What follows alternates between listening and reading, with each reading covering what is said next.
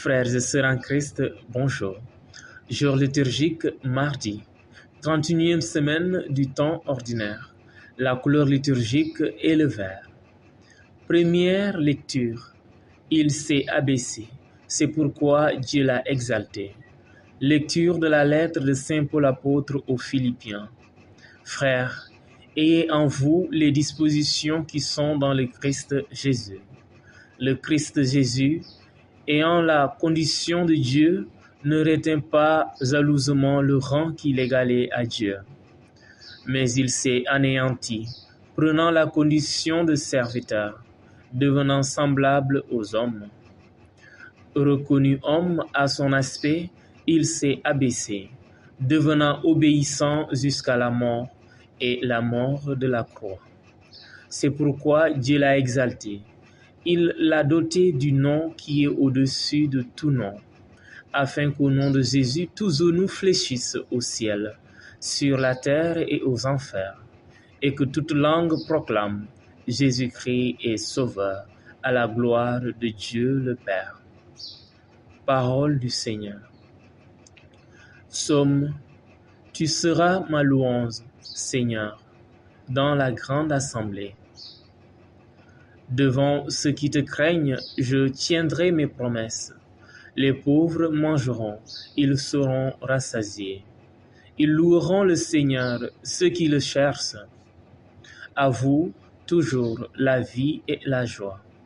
La terre entière se souviendra et reviendra vers le Seigneur. Chaque famille de nations se prosternera devant lui.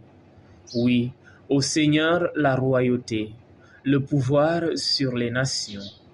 Et moi, je vis pour lui, ma descendance le servira. On annoncera le Seigneur aux générations à venir.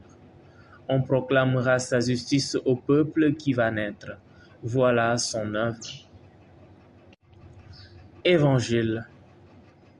Va sur les routes et dans les sentiers, et fais entrer les gens de force, afin que ma maison soit remplie.